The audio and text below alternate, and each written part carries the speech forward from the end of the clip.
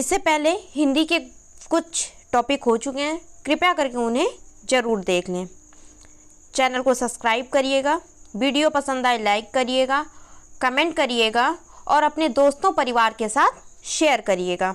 और जो भी क्लासें हुई हैं कृपया उन्हें ज़रूर देख लें और वीडियो पूरी देखिएगा। अब शुरुआत करते हैं। वर्णमाला, आज का टॉपिक क्या है? वर्णमाला। अब शुरुआत करते हैं वर्ण से। वर्ण क्या होता है? ध्वनि के लिखित रूप को क्या कहते हैं? वर्ण कहते हैं। तथा वर्णों को लिखने के लिए जिन चिन्हों की आवश्यकता होती है उन्हें लिपि या लिपि चिन्ह कहते हैं। अर्थात ध्वनि के लिपि चिन्हों को वर्ण कहते हैं। वर्ण को ही क्या कहते हैं? अक्षर कहते हैं। ध्वनि के लिखित रूप को वर्ण कहते हैं और वर्णों को लिखने के लिए जिन चिन्हों की आवश्यकता होती है उन्हें लिपि या लिपि चिन्ह कहते हैं। अब देखिए वर्णमाला। वर्णमाला किसे कहते हैं? वर्णों या लिपि चिन्हों के व्यवस्थित क्रम को क्या कहते हैं? वर्णमाला कहते हैं। जैसे कि आपका का, खा, गा, घा और अंगा, ये आपका वर्णमाला है। लेकिन अगर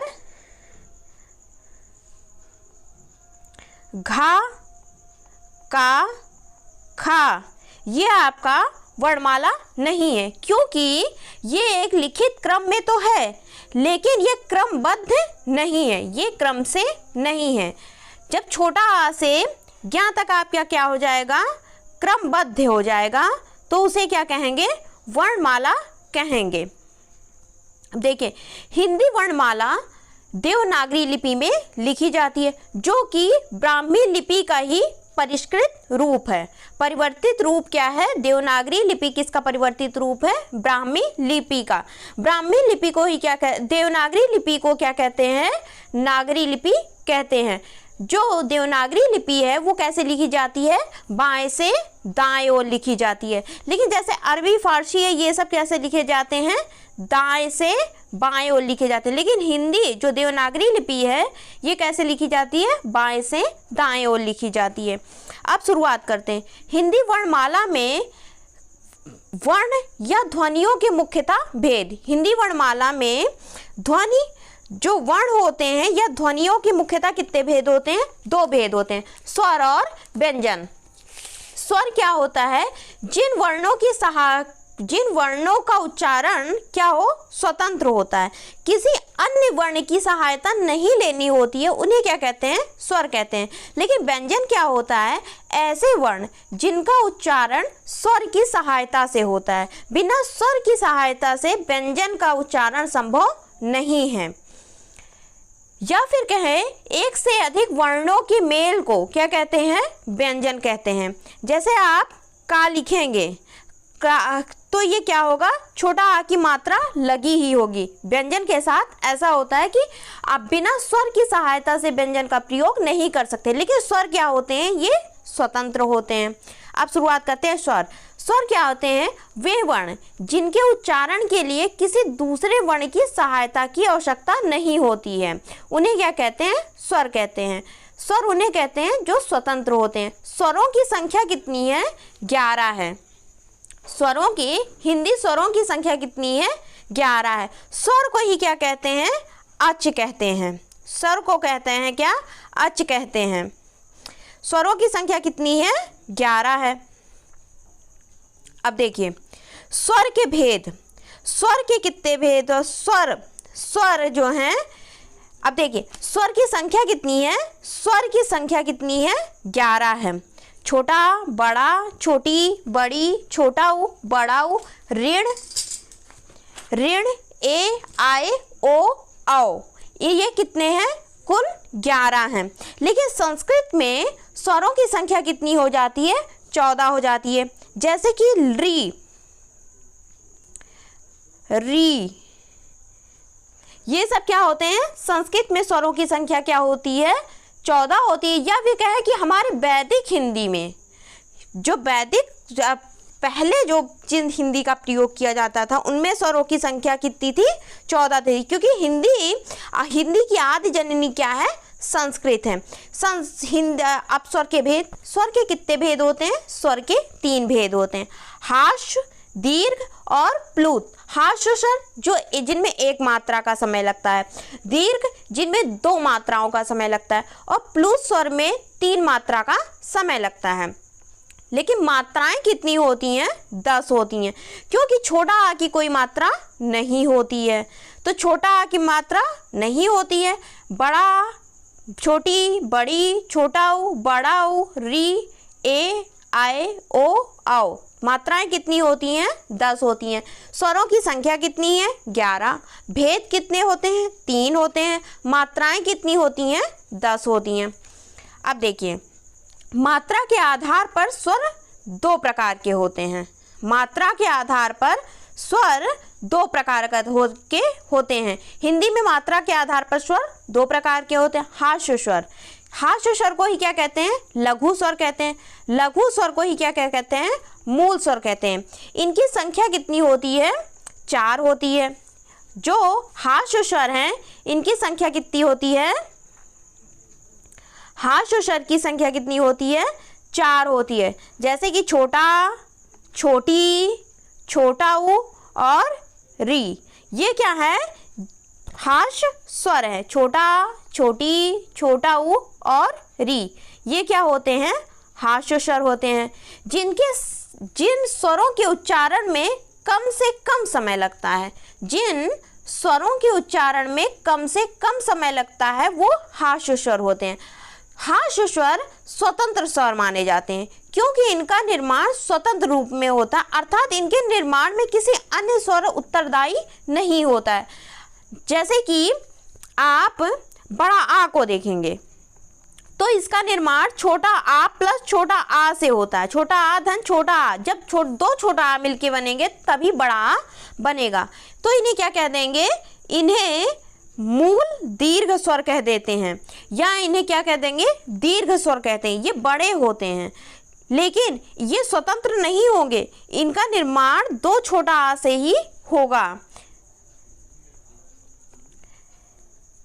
अब देखिए आगे, एक मात्रा का समय लगता है। जो हार्श स्वर होते हैं या गुरु स्वर होते हैं, जो हार्श स्वर होते हैं या लघु स्वर होते हैं या मूल स्वर होते हैं, इनमें 1 मात्रा का समय लगता है, इसलिए इन्हें क्या कहते हैं? एक मात्रिक कहते हैं। ये कौन कौन से होते हैं? छोटा, छोटी, छोटा ऊ और री।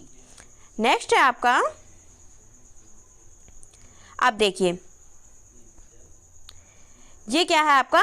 दीर्घ स्वर। दीर्घ स्वर कौन से होते हैं? बड़ा, बड़ी, बड़ाऊ, ए, आए, ओ, औ। ये क्या होते हैं? दीर्घ स्वर होते हैं। जिन स्वरों के उच्चारण में हास्य से 2 गुना समय लगता है, हास्य से 2 गुना समय लगता है, इसलिए इन्हें क्या कहते हैं? द्विमात्रिक स्वर कहते हैं। हास्य से क्या कहेगा? जब छोटा आ बोलेंगे तो आपको 1 मात्रा का समय लगा, लेकिन बड़ा 2 मात्रा का समय लग रहा है। बड़ी, बड़ाऊ, ए, आए, ओ, आओ, इनमें 2 मात्राओं का समय लग रहा है, इसलिए इन्हें क्या कहेंगे? द्विमात्रिक स्वर कहेंगे। इनका निर्माण स्वरों के मेल से होता है, इसीलिए इसे क्या कहते हैं? संधि स्वर कहते हैं। इनका निर्माण स्वरों के मेल से होता है, इसलिए इन्हें क्या कहते हैं? संधि स्वर कहते हैं। अब देखिए, छोटा आ प्लस छोटा आ मिलके क्या बन गया? बड़ा आ बन गया। छोटी ई प्लस छोटी ई मिलके क्या बन गया? बड़ी ई बन गया। छोटा ऊ प्लस छोटा ऊ मिलके क्या बन गया? बड़ा ऊ बन गया। ये इन्हें मूल स्वर कहते हैं। इन्हें मूल स्वर कहते हैं। जो दीर्घ स्वर है, दीर्घ स्वर के 2 भाग होते हैं। दीर्घ स्वर के 2 भाग होते हैं, एक मूल स्वर और एक होते हैं संयुक्त स्वर। जो मूल स्वर होते हैं, ये इनका निर्माण अपने सामान्य वर्णों के साथ होता है। जैसे कि छोटा आ प्लस छोटा आ, ये दोनों सामान्य हैं, ये मिलके क्या बना दिए? बड़ा आ बना दिए। छोटी ई प्लस छोटी ई, ये मिलके क्या बना दिए? बड़ी ई बना दिए। छोटा ऊ प्लस छोटा ऊ, ये मिलके क्या बना दिए? बड़ा ऊ बना दिए। तो इन्हें क्या कहते हैं? मूल स्वर को क्या कहते हैं? इनका निर्माण सामान्य स्वर से के मेलों से होता है, इसलिए इन्हें क्या कहते हैं, मूल स्वर कहते हैं। और फिर आपका संयुक्त दीर्घ स्वर, एक मूल स्वर होता है, एक संयुक्त स्वर होता है, संयुक्त दीर्घ स्वर होता है। ये कौन कौन से होते हैं, ए आई ओ औ। ये क्या होते हैं, ए आई ओ औ। इनका निर्माण असमान स्वरों से होता है, जैसे कि छोटा आ प्लस छोटी, तो ये क्या है, छोटा आ प्लस छोटा आ मिलके बड़ा आ बना, लेकिन यहाँ छोटा आ प्लस छोटी ई मिलके क्या बना रहे हैं, ए बना रहे हैं। फिर छोटा आ प्लस ए मिलकर क्या बना दिए, आई बना दिए। तो ये दोनों असमान है, जबकि दोनों समान नहीं है। छोटा आ प्लस छोटा ओ मिलके क्या बना दिए, ओ बना दिए। छोटा आ प्लस ओ मिलके क्या बना दिए, औ बना दिए। तो संयुक्त दीर्घ स्वर होते हैं, ये असमान स्वरों से मिलकर बने हुए होते हैं। अब देखिए, जो मूल स्वर होते हैं ये सजातीय होते हैं, ये सजातीय स्वर होते हैं क्योंकि ये सामान्य स्वर से बनते हैं। संयुक्त दीर्घ स्वर क्या होते हैं, ये विजातीय होते हैं क्योंकि ये असमान स्वर से बने हुए होते हैं। संयुक्त दीर्घ स्वर को विजातीय स्वर या मिश्रित स्वर भी कहते हैं, और मूल दीर्घ स्वर को क्या कहते हैं, सजातीय स्वर कहते हैं।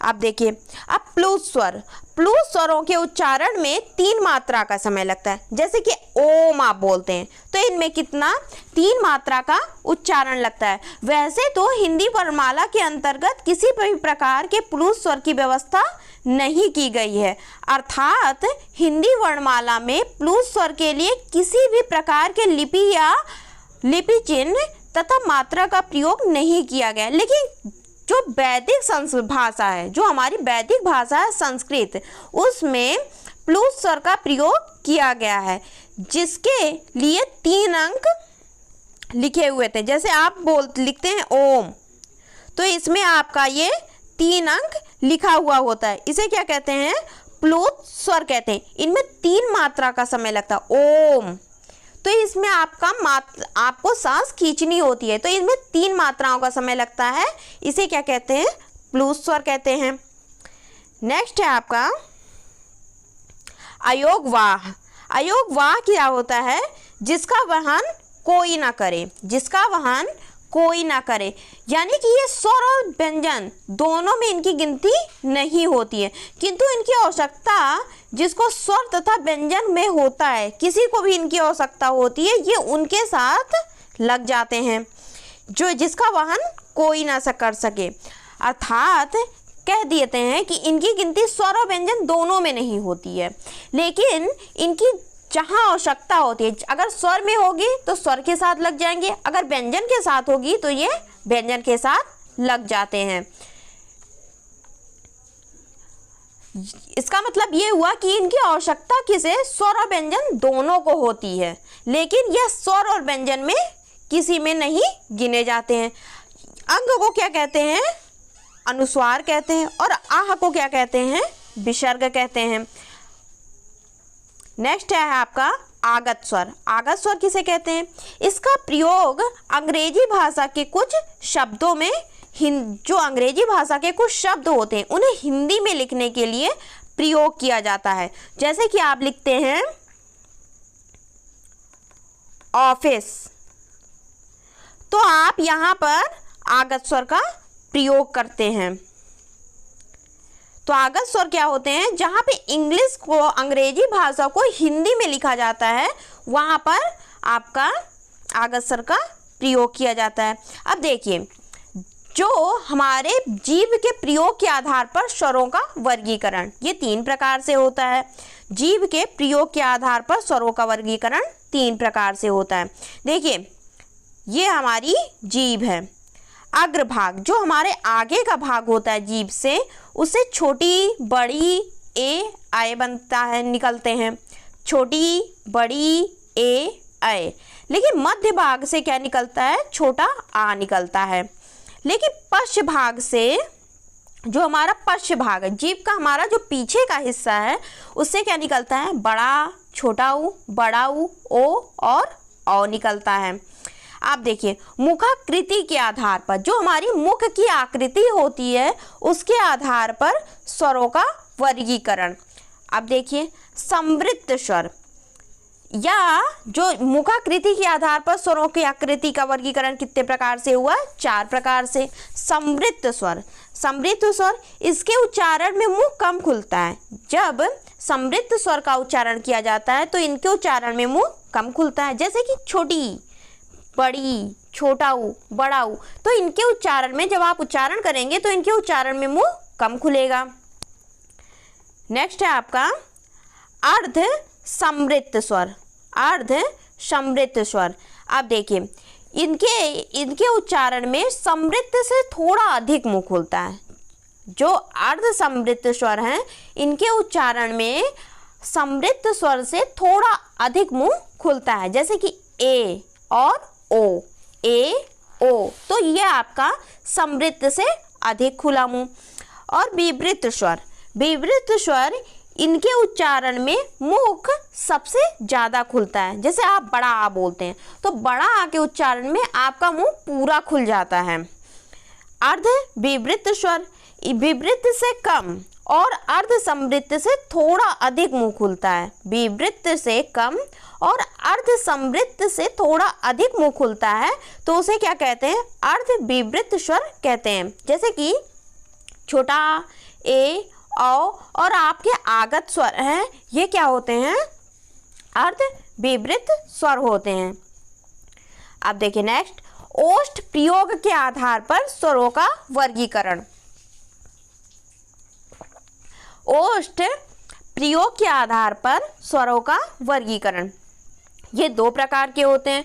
वृत्तमुखी, जब हमारा मुंह, जो हमारे ओठ होते हैं वो गोलाकार हो जाते हैं, वृत्त की तरह हो जाते हैं, उन्हें क्या कहेंगे? वृत्तमुखी स्वर। जिन स्वरों का उच्चारण करते समय ओष्ठ, जो हमारे ओठ हैं वो गोलाकार हो जाते हैं, उन्हें से क्या कहते हैं? वृत्तमुखी कहते हैं। जैसे छोटा ऊ, बड़ा ऊ, ओ, औ। आवृत्तमुखी स्वर या अर्धवृत्तमुखी स्वर, जिन स्वरों का उच्चारण करते समय ओष्ठ गोलाकार नहीं होते हैं, जो हमारे ओठ हैं वो गोलाकार नहीं होंगे, जैसे कि छोटा, बड़ा, छोटी, बड़ी, ए, आए। तो इनमें हमारे ओठ गोलाकार नहीं हो रहे हैं। लेकिन वृत्तमुखी में जैसे छोटा ऊ, बड़ा ऊ, ओ, औ, इनमें हमारे ओठ क्या हो जा रहे हैं? गोलाकार हो जा रहे हैं। तो इसे क्या कहेंगे? वृत्तमुखी। आवृत्तमुखी, जिन स्वरों के उच्चारण में हमारे ओठ गोलाकार नहीं होते हैं। नेक्स्ट है आपका, आप देखिए स्वरों का उच्चारण स्थान। जो हमारे स्वर हैं वो हमारे मुख के किस भाग से उच्चारित होते हैं, उनका उच्चारण स्थान। कंठ से, कंठ से क्या किसका उच्चारण होता है? छोटा, बड़ा और आह का। तालु से किसका उच्चारण होता है? छोटी और बड़ी का उच्चारण होता है। तालु से छोटी, बड़ी का उच्चारण होता है। और मूर्धा से ऋण का उच्चारण होता है। ओष्ठ से छोटा ऊ, बड़ा ऊ का उच्चारण होता है। कंठ तालव्य से ए और ऐ का उच्चारण होता है। कंठोष्ठ से ओ, औ का उच्चारण होता है। नासिका से अंग का उच्चारण होता है। एक बार फिर देखते हैं। कंठ से छोटा आ, बड़ा और आह, विसर्ग जिसे बोलते हैं, इनका उच्चारण होता है। तालु से छोटी ई, बड़ी का उच्चारण होता है। मूर्धा से ऋण का उच्चारण होता है। ओष्ठ से छोटा ऊ, बड़ा ऊ का उच्चारण होता है।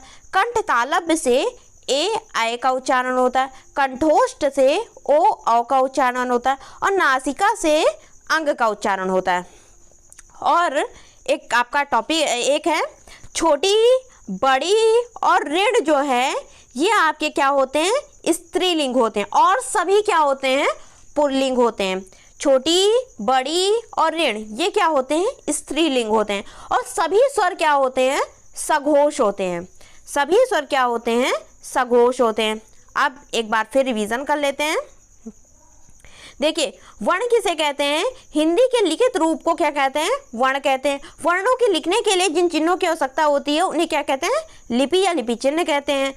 वर्णमाला क्या कहते हैं? वर्णों के व्यवस्थित क्रम या अक्षरों के व्यवस्थित क्रम को क्या कहते हैं? वर्णमाला कहते हैं। हिंदी वर्णमाला में देवनागरी लिपि में, जो हिंदी वर्णमाला है वो देवनागरी लिपि में लिखी जाती है।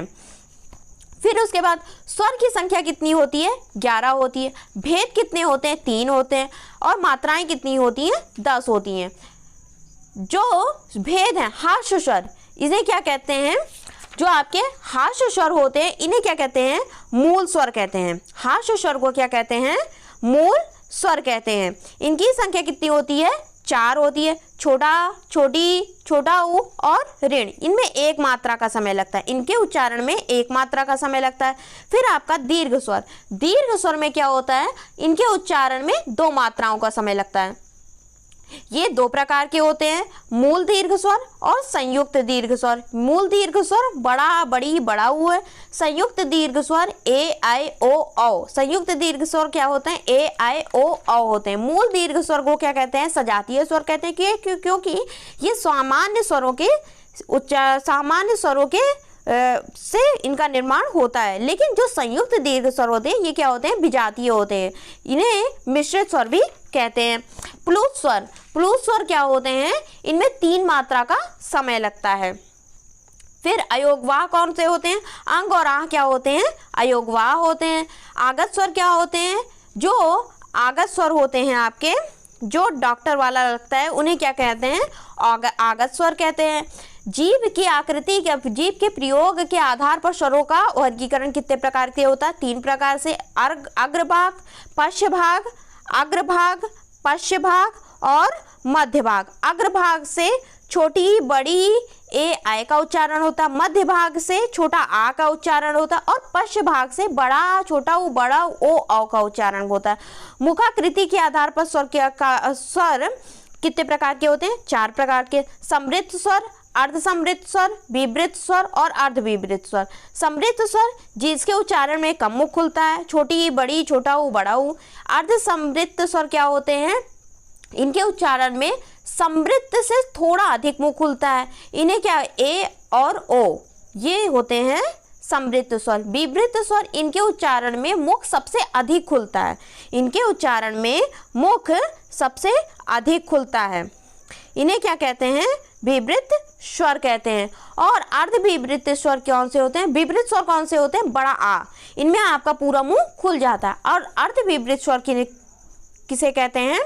इनके उच्चारण में विवृत से थोड़ा कम और अर्ध समृद्ध से थोड़ा अधिक मुंह खुलता है। जैसे छोटा ए, छोटा आय, औ। और जो हमारे आगत स्वर होते हैं ये क्या होते हैं?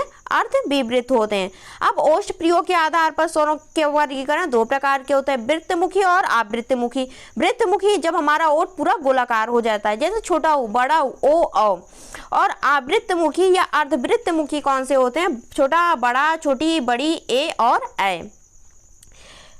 ये हुआ आज का आपका टॉपिक। अब देखिए कंठ, एक बार फिर स्वरों का उच्चारण। कंठ से छोटा, बड़ा और विसर्ग होते हैं। तालु से छोटी, बड़ी होते हैं। मूर्धा से ऋण।